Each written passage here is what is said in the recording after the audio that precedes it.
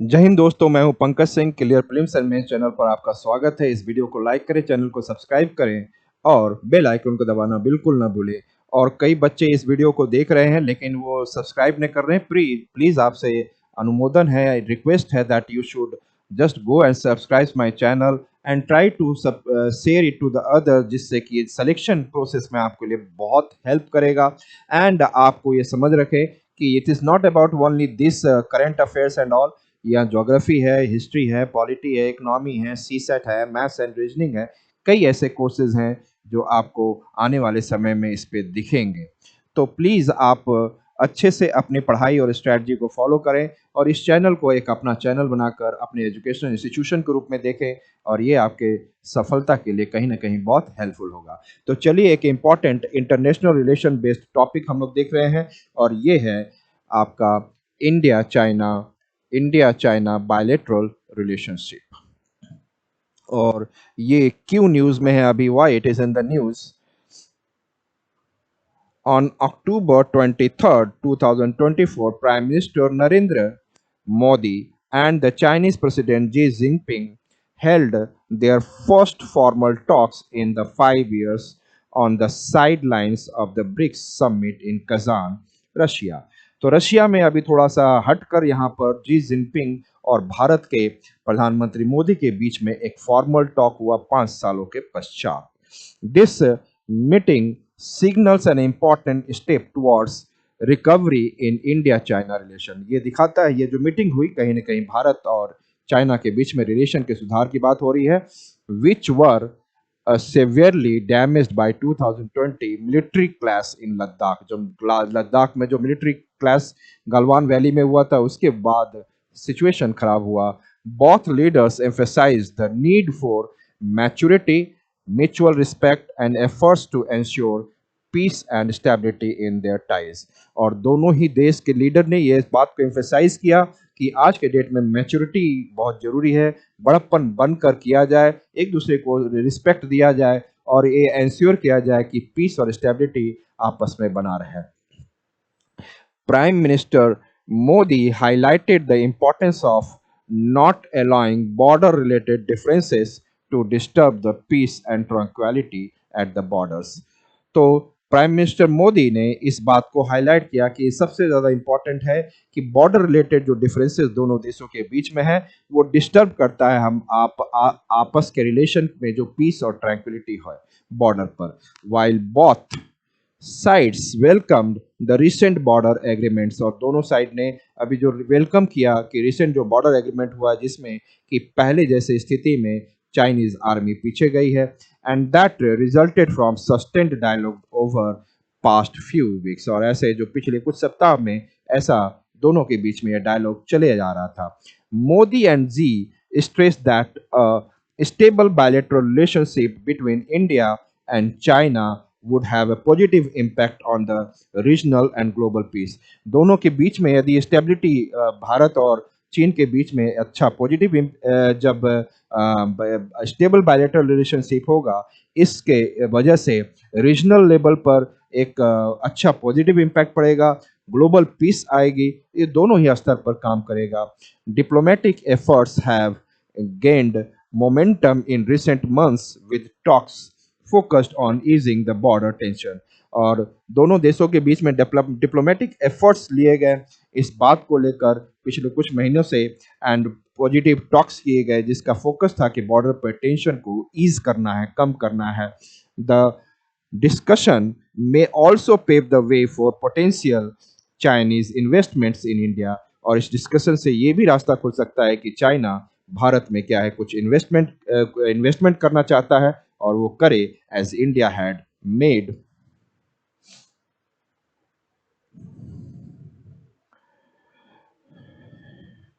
had made improving business ties contingent on resolving the border standoff।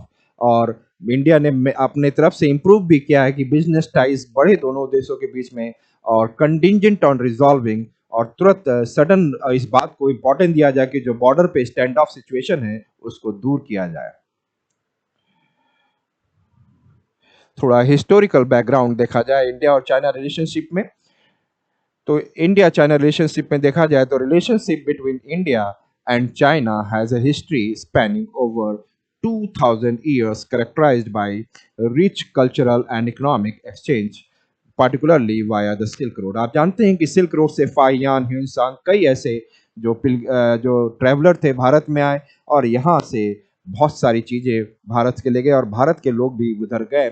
लेकिन यहाँ से जो बुद्धिज़्म का धर्म है जो भारत में विश्व में फैला तो वो इसी चाइनास के एफर्ट के साथ भी फैला। तो उस समय से हिस्टोरिकल इम्पोर्टेंस है भारत का चाइना के साथ रिलेशनशिप में। मॉडर्न डिप्लोमेटिक रिलेशनशिप की बात की जाए तो it began position post independence with the India being one of the first non communist nation to acknowledge the People's Republic of China in 1950। और जब इंडिपेंडेंस लिया बाद चाइना ने 1950 में, उसके बाद भारत ही जो था, जो कम्युनिस्ट कंट्री नहीं था बल्कि नॉन कम्युनिस्ट था, इसने पीआरसी को, पीपल्स रिपब्लिक ऑफ चाइना को एक्नॉलेज और उसको सम्मान और उसको माना। However, the relationship faced a major setback following the Sino-Indian War of 1962। लेकिन चाइना इंडिया वॉर जो 1962 में हुआ उसके वजह से दोनों के रिलेशनशिप में सेटबैक हुआ, विच resulted in protracted border dispute. और इसके वजह से बड़े स्तर पर आपको बॉर्डर डिस्प्यूट बहुत स्तर पर फैल गया, specially concerning Ladakh region and Arunachal Pradesh में। Despite numerous negotiations, the border issue remains unresolved, continuing to overshadow bilateral ties। और इस बहुत सारे एफर्ट्स के बावजूद भी दोनों के बीच में बॉर्डर डिस्प्यूट रिजॉल्व नहीं हो पाया और उसका बायलेटरल टाइज पे प्रभाव पड़ता रहा। जो आप एक प्रकार से आप देखते हैं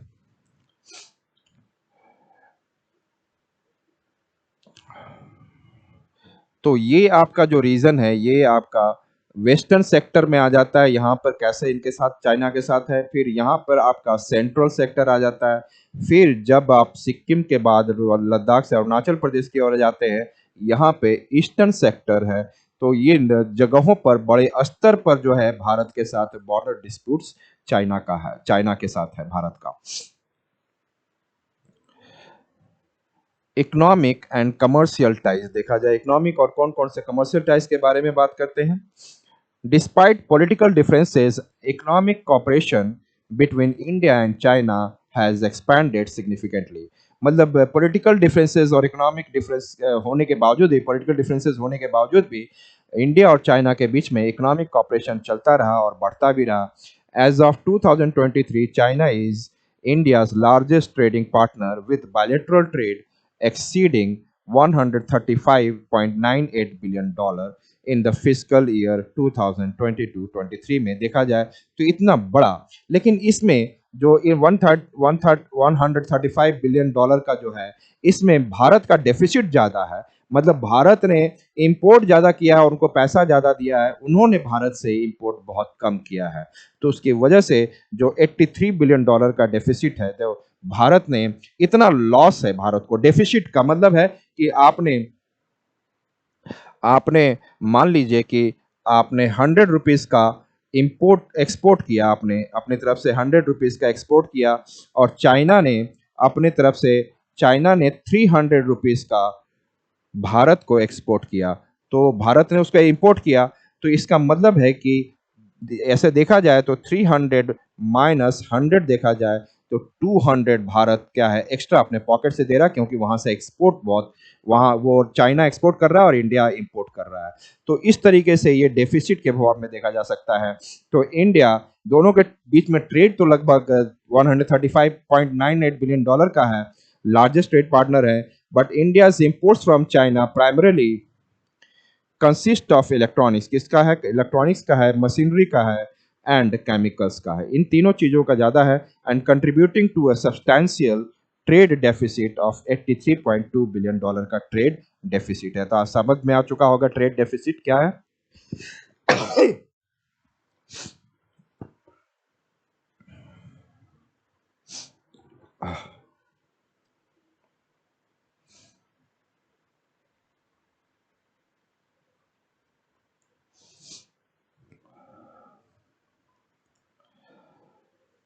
Conversely, India's exports to China, including iron ore and cotton, are much lower. Bharat का तरफ से जो इंडिया जो एक्सपोर्ट कर रहा है जिसमें आयरन ओर ज़्यादा है और कॉटन का वो उनके तुलना में काफ़ी कम है and it raising concerns about dependency on Chinese goods और ये भारत को कहीं ना कहीं परेशान कर रहा है कि भारत की डिपेंडेंसी चाइनीज गुड्स पे ज़्यादा है.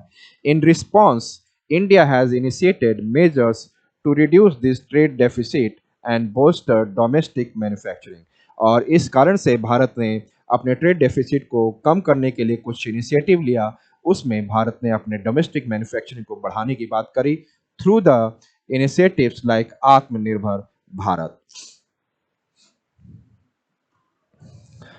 स्ट्रेटजिक लेवल पे कॉपरेशन की बात की जाए. Despite existing tension, India and China have collaborated on various international platform. मतलब देखा जाए कि इतने टेंशन होने के बावजूद भी ब्रिक्स हो, संघाई कॉपरेशन ऑर्गेनाइजेशन हो और कुछ ऐसे ऑर्गेनाइजेशन है AIB जिसमें कि आप कह सकते हैं एशियन इंफ्रास्ट्रक्चर इन्वेस्टमेंट बैंक. तो उस समय इनकी मीटिंग होती रहती है. मतलब है कि ये स्ट्रेटजिकली एक दूसरे को किसी प्लेटफॉर्म पे एक साथ तो खड़े नजर आते हैं. So, despite existing tension, India and China have collaborated on various international platforms. Both nations are members of organizations such as BRICS, the Shanghai Cooperation Organization (SCO), and the Asian Infrastructure Investment Bank, which signifies shared interest in global governance. इसका मतलब ये दिखाता है कि कहीं ना कहीं China और भारत ग्लोबल गवर्नेंस में एक दूसरे का अपने लिए इंटरेस्ट को शो करते हैं और ग्लोबल में पीस और शांति के लिए आगे बढ़ना चाहते हैं. India and China are also key players in the regional comprehensive economic partner और रीजनल comprehensive economic partner पे भी इंडिया और चाइना की प्लेयर हैं. Although India has opted not to join due to concerns regarding Chinese trade dominance और Chinese trade dominance की वजह से इंडिया ने इसको ऑप्ट किया कि नहीं ज्वाइन करेगा regional comprehensive economic partners. Collaboration on climate change is another area where both countries advocate for developed nations to take more action while promoting the rights of developing countries. तो दोनों ही देश जहाँ तक climate change की बात करते हैं तो दोनों ही एक साथ खड़े नजर आते हैं और बोलते हैं कि क्लाइमेट चेंज के लिए डेवलप्ड नेशन रिस्पॉन्सिबल हैं तो वो ज़्यादा एक्शन ले और डेवलपिंग नेशन को आप ज़्यादा प्रमोट करें उनके राइट्स के लिए. तो ये बात दोनों ही देश कर रहे हैं. देखा जाए तो challenges in their relationships. Despite robust economic and multilateral cooperation, the India-China relationship faces several significant challenges. मतलब कि इतने robust economy and multilateral cooperation के बाद भी इंडिया चाइना के संबंधों में कहीं ना कहीं बहुत सारे challenges हैं, रुकावटें हैं. तो वो देखते हैं हम लोग.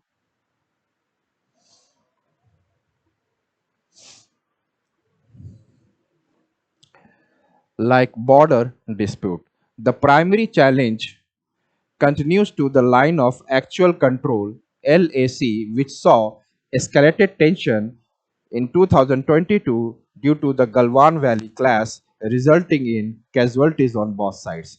तो प्राइमरी चैलेंज तो बॉर्डर डिस्प्यूट ही है जहां पे आपने देखा कि जो लाइन ऑफ एक्चुअल कंट्रोल है चाइना और इंडिया का जो ऑक्साइड चेन है जहां पर यहाँ पर टेंशन हुआ और गलवान वैली में क्लैश हुआ और दोनों के बीच में दोनों लोगों की तरफ से कैजुअलिटीज हुई और आप जानते हैं कैजुअलिटीज उनकी ज़्यादा हुई थी भारत की कम हुई थी लेकिन कैजुअलिटी एक आर्मी भी हमारा इंडिया का क्यों मरा ये इंपॉर्टेंट है. Multiple military and diplomatic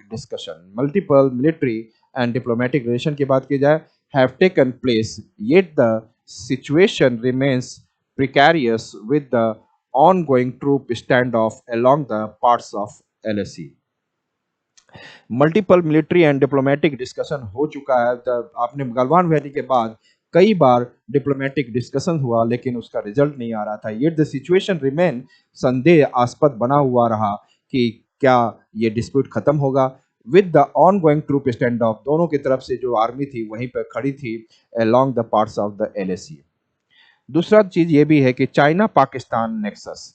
चाइना's strong strategic and economic partnership with Pakistan के साथ है, specially through the China Pakistan economic corridor. तो जो सीपीईसी है वो भारत का देखा जाए